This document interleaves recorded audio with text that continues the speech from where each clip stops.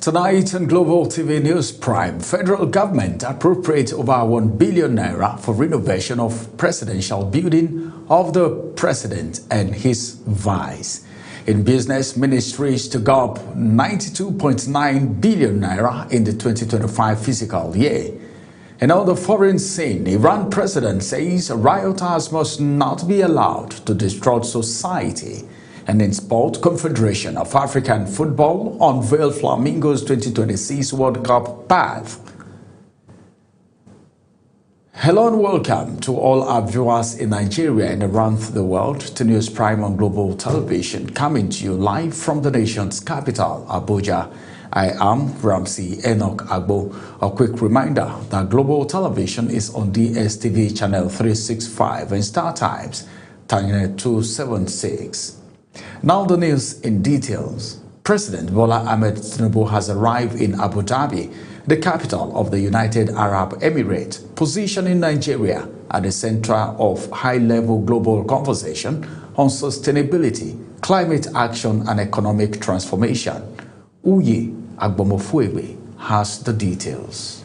The president touched down at the presidential wing of the Zayed International Airport at exactly 11:30 p.m. local time on Sunday, ahead of the opening of the 2026 Abu Dhabi Sustainability Week, one of the world's leading platforms on sustainable development, which begins on Monday. President Tinubu was formally received on arrival by senior UAE and Nigerian officials, including the UAE Minister of State for Foreign Affairs, Sheikh Shagbut Nayan Al Nahyan, the UAE Ambassador to Nigeria, Salem Said Al Shamshi, Nigeria's Minister of Foreign Affairs, Ambassador Yusuf Maitama Tugar, and members of the Nigerian diplomatic mission in Abu Dhabi. The Abu Dhabi visit comes shortly after President Tinubu's engagements in Europe, where he held strategic discussions with Rwanda President Paul Kagame and French President Emmanuel Macron, focusing on cooperation, development, and global partnerships. The 2026 Abu Dhabi Sustainability Week, themed The Nexus of Next, All Systems Go, convenes world leaders, policymakers, investors, and experts to shape practical solutions on climate change, energy transition, sustainable development, and inclusive economic growth. President Tinubu's participation underscores Nigeria's growing role in global sustainability dialogue and further strengthens the country's diplomatic and economic relations with the United Arab Emirates as Nigeria seeks partnerships that support its developmental priorities and long-term growth agenda. Uyi Agbomofuebe, reporting for Global TV News.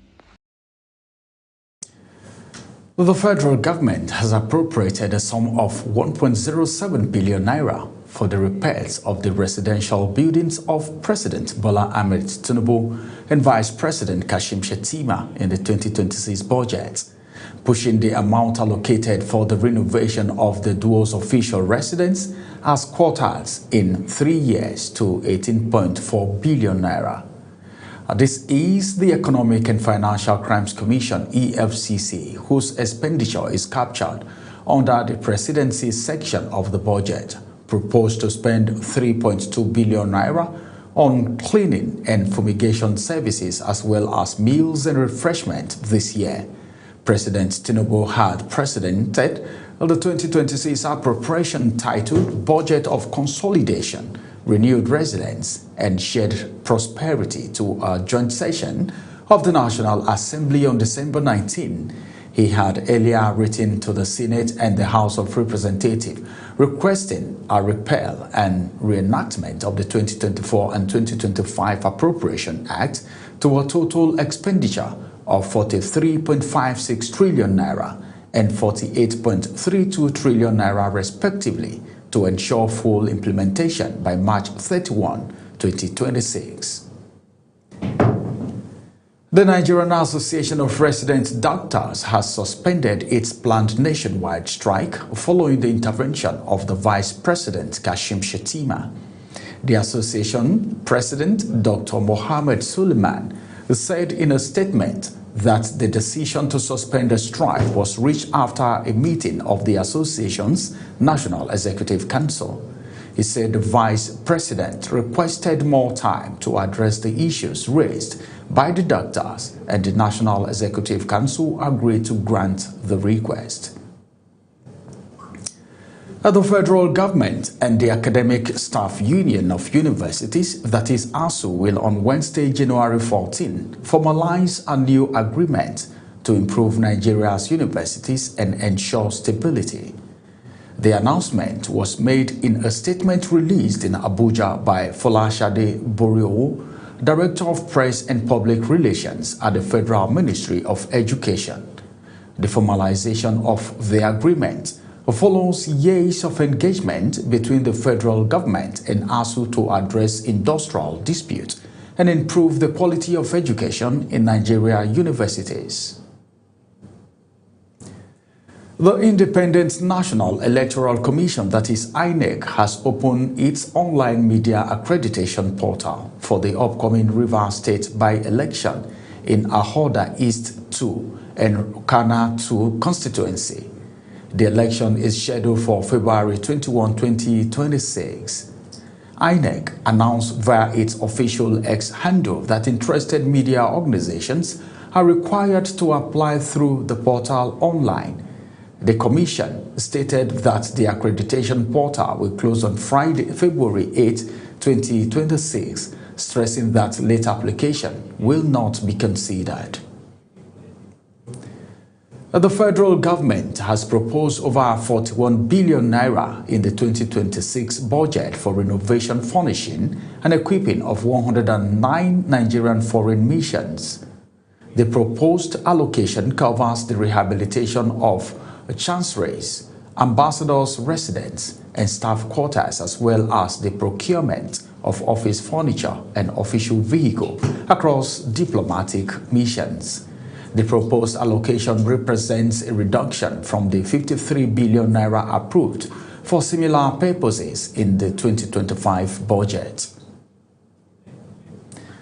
The Federal Ministry of Housing and Urban Development has proposed to spend 91.7 billion naira on capital projects out of its total budgetary allocation of 97.077 billion for the 2026 fiscal year. Details of the ministry's budget estimate as set on the Budget Office website in Abuja shows that the Renewed Hope Housing Scheme was allocated 8.05 billion naira, while 3.7 billion naira was embarked for the execution of the ongoing national housing program across the country. Other projects to be funded under the ministry's capital allocation include the construction of prototype housing units in Suleja, Niger State, and Ikorodu, Lagos State, for which 2.1 billion naira was approved. The federal government says it inaugurated the 40 billion naira closed-circuit television cameras, that is CCTV center, of the Third Mainland Bridge in Lagos State.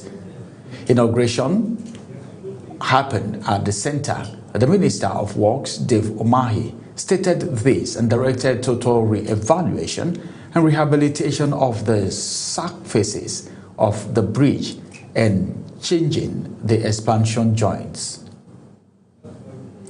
As Nigeria honors the courage and sacrifice of its armed forces, the President of the Senate, Senator Godswill Akpabio, has called on all citizens to embrace peace, unity, and love for the country. Senator Akpabio, who was represented by Deputy Chief Whip Nwaboy Onyeka, delivered this message during the 2026 Armed Forces Celebration and Remembrance Day interdenominational church service at the National Christian Center in Abuja. Kikelomo Okere has the details. The interdenominational service brought together top government officials, military personnel, religious leaders, and families, serving as a moment of reflection on the cost of freedom and the importance of national solidarity. The President of the Senate, Godswill Akpabio, who was represented by the Deputy Chief Whip, Nwaboy Onyeka, praised the armed forces for their sacrifice in maintaining peace and safeguarding the nation. He emphasized that the bravery of these men and women should inspire every Nigerian to work towards harmony and national cohesion. Dear beloved, I want to assure you that effort is in top gear to restore Nigeria as the most peaceful country and the most secure country in Africa. The Minister of Defense, General Christopher Musa, reaffirmed the federal government's commitment to improve the welfare of the Nigerian military and their families, highlighting the critical role they play in securing the nation, while acknowledging the courage of those who have laid their lives in service and urged citizens to collaborate with the government in tackling national security challenges, including terrorism, kidnapping, and banditry. Our efforts will not be possible. Today is a moment of worship, a moment of reflection, and a moment of remembrance. Most Reverend Uche Okafor of Presbyterian Church, while delivering the sermon, drew lessons from 2 Chronicle, highlighting gratitude, encouragement, and spiritual security. Reverend Okafor urged soldiers not to be discouraged, describing their service as not only a duty to Nigeria, but also commitment to God and humanity. He reminded military personnel to remain patriotic and neutral as the country approaches the 2027 electoral cycle. The service serves as a solemn reminder of the bravery and dedication of Nigerian soldiers, and the government says it will continue to support them and their families as they safeguard the nation. Kike Lomo Okeri, Global Television News. Meanwhile, Benue State Governor Hyacinth Alia has called for greater national appreciation of Nigerians' armed forces as the country marks the Armed Forces Celebration and Remembrance Day. The governor made the call during an interdenominational church service held in Makurdi to mark the 56th Armed Forces Celebration and Remembrance Day. Worshippers, security personnel, government officials, and religious leaders gathered at the Deeper Life Bible Church headquarters in Makurdi to honor men and women of the armed forces who have served and those who paid the ultimate price in defense of Nigeria.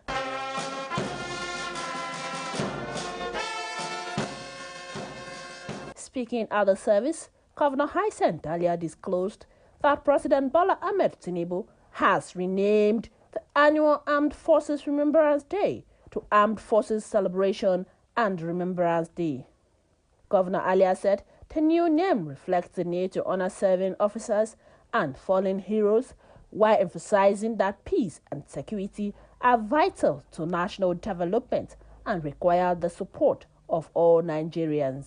For us in Benue State, the significance of Armed Forces Remembrance Day is deeply personal. Our state has witnessed painful security challenges over the years, and we know firsthand the value of peace and the heavy costs of insecurity. We therefore salute not only the fallen heroes, but also the serving personnel of the Nigerian Army, Navy, the Air Force, the police, civil defense, other security agencies who continue to stand between our people, our state, our nation, and danger. As we remember our heroes today, we must also renew our collective resolve as citizens. Security is not the responsibility of government alone. In a sermon titled Understanding Spiritual Loyalty, Bishop Mike Angor encouraged Nigerians to remain committed to God and to live in unity and love. Chairman of the Christian Association of Nigeria in Benue State, Bishop Wilfred Chiukpa Anagbe praised the courage of the armed forces and acknowledged the efforts of the state government in improving development and security. The service featured special prayers for fallen heroes, their families, serving and retired military personnel, as well as peace and stability in Nigeria. In Makurdi, Felicity Ndere, reporting for Global Television News. The Joint Admission Matriculation Board conduct of admitting lower-ranked candidates and bypassing high-ranked ones. The exam body directed the immediate reversal of such irregular admission, warning all institutions to strictly adhere to the established guidelines governing the selection and admission of candidates. A statement by JAMB's Public Communication Advisor, Fabian Benjamin, noted that university admissions operate on a three-tier policy of merit, catchment area, and educationally less developed states. The statement said each tier is guided strictly by merit, such that candidates with higher ranking must be selected first, followed by others in descending order. You're watching the live broadcast of News Cycle. When News Cycle returns, Iran warns Washington of retaliation if U.S. launches attack. Details coming shortly, plus business and sports stories on the other side of this break. Please stay with us.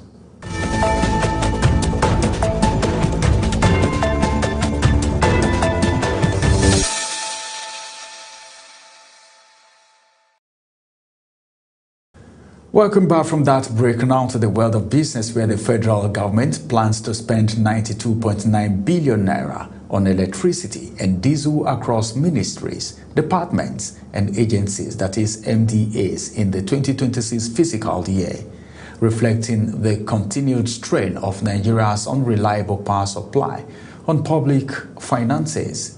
This is according to data contained in the 2026 appropriation bill sent by NAMATRIX, which outlined proposed energy-related recurrent expenditure across federal institutions. The allocation shows that despite ongoing power sector reforms, MDAs are still budgeting heavily for grid electricity and diesel-powered alternatives to sustain operations. The price war in the petroleum sector has continued to deepen as some retail outlets have dropped the prices of premium motor spirit petrol below the 739 naira per litre recommended by the Dangote Petroleum Refinery. The Dangote Refinery slashed petrol pump price from about 900 naira to 939 naira in December. Many importers and depot owners have lamented mounting losses. To remain competitive, many operators were forced to sell petrol at rates below their cost. During a survey, some filling stations now sell PMS cheaper than IMRS oil, the main partner endorsed by the Dangote Refinery to champion the price reduction to 739 naira per litre. The Nigerian Petroleum Company Limited has facing potential legal exposure running into trillions of naira, with pending lawsuit against the state-owned energy firm rising to about 2.27 trillion naira in the financial year ended 2024. This is according to an analysis of its 2024 annual showing that while the National Oil Company has recognized 474.8 billion naira as contingent liabilities in its financial statement, additional lawsuits estimated at 1.8 trillion naira remain unresolved across various courts, with no provision made for them. The legal claims figure represents a 1.63 trillion naira increase, or about 256%, compared with the 638.38 billion naira recorded in 2023. The analysis shows that NNPC recognized 474.8 billion naira as contingency liability in its 2024 financial statement, a step rise from the 18.14 billion naira provided in 2023, an increase of 456.66 billion naira, or over 2,500% year on year. The federal government has proposed 142 billion naira for the contribution of 6 national bus terminals in the 2026 budget, which has a total proposed size of 58.47 trillion naira. The project was captured in the 2026 appropriation bill under the Ministry of Transportation, which was allocated a proposed budget of about 352.1 billion naira for the 2026 fiscal year. The inclusion of the project in the appropriation bill followed an earlier approval by the Federal Executive Council, that is FEC, in August 2025.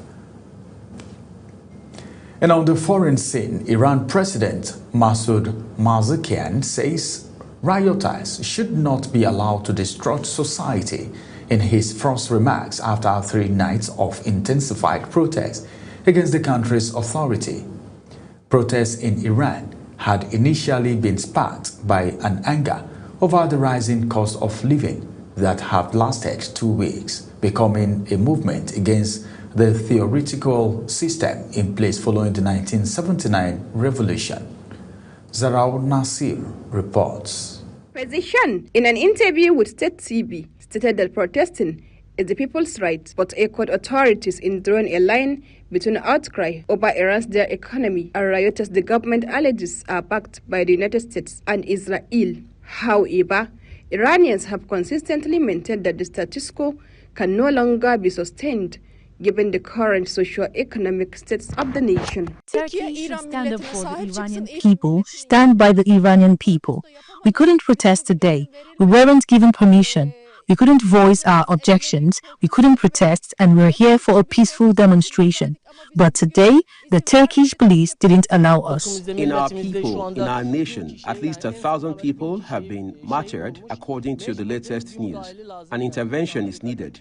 Whether America, President Donald Trump, anywhere in the world, an intervention is needed because our regime is not normal. This time we also have a leader, Crown Prince Reza Pahlavi. We want him. This time, victory is ours, and we are winning. Meanwhile, large crowds have gathered across the country in recent days, chanting anti-government slogans, despite an internet blackout that rights groups have warned is being used to obscure a deadly crackdown by security forces. State TV has aired images of buildings, including a mosque on fire, with authorities saying members of the security forces have been killed. Zahra Nasir, reporting for Global TV News. Nationwide protests in Iran have entered a 3rd week, heightening tensions between Tehran and Washington. Iran has warned it will retaliate if the United States intervene after U.S. President Donald Trump threatened action to protect demonstrators amid a deadly security crackdown. Iran's parliament speaker Mohammad Bagher Khalifat accused the United States and Israel of fueling the unrest, warning that Israel and U.S. military assets in the region could become legitimate targets if Iran is attacked. Iran authorities say security forces have intensified efforts to quell what they describe as riots.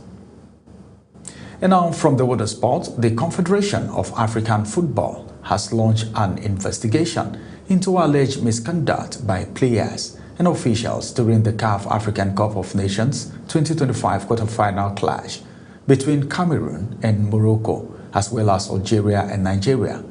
According to a statement posted on CAF's official website, the Continental Football Governing Body has collected match reports and video evidence suggesting potentially unacceptable behavior and has referred the matter to the disciplinary board for further review.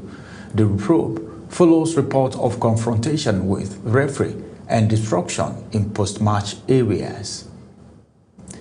The Super Eagles have returned to their African Cup of Nations base in Fes to begin preparation for their semi-final clash against Morocco, following their quarter-final victory in Marrakesh over Algeria. In a brief statement from the team's media officer, Promise Ofoge, he said the squad was back to base in the ancient Moroccan city, adding that they had held a recovery session at the Sadim Football Complex in Fez as they began tactical preparations. The Confederation of African Football had unveiled Nigeria's route to the 2026 FIFA Under-17 Women's World Cup following the draw for the African qualifiers held in Rabat. Nigeria's Under-17 women's team, the Flamingos, will enter the qualification campaign at the second round stage, where they are scheduled to face the winner of the preliminary tie between Niger and Guinea. The first leg of that encounter is set to take place between May 22 and 24, with return leg fixed for May 29 to 31. Match officials at the Nigerian Premier Football League have confirmed receipt of their unpaid indemnities for officiating in the Nigerian top flight ahead of the second stanza of the 2025-26 season.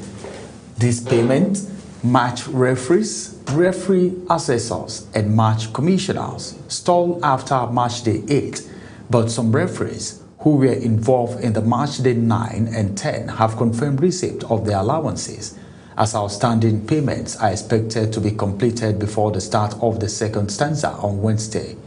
Officials, including referees, match commissioners, and referee assessors, were owed allowances for about 11 match days before the league went on in its mid-season break in December 2025.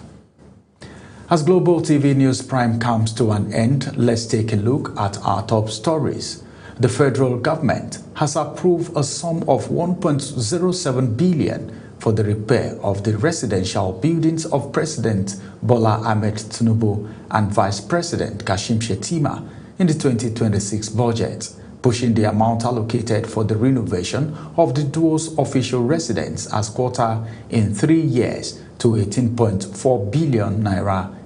In business, the federal government plans to spend 92.9 billion naira on electricity and diesel across ministries, departments, and agencies, that is MDAs, in the 2026 fiscal year, reflecting the continued strain of Nigeria's unreliable power supply on public finance.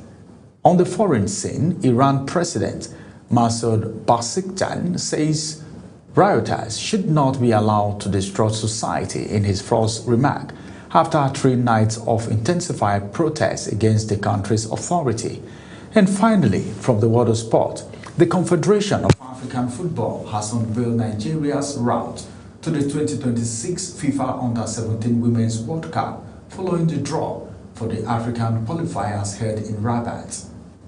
And that's it on News Prime. A quick reminder that Global Television is on DSTV channel 365 and Star Times channel 276. Kindly follow us across all social media platforms now showing on your screen using @Global TV NG. I am Ramsey Enoch Agbo. Thanks for watching.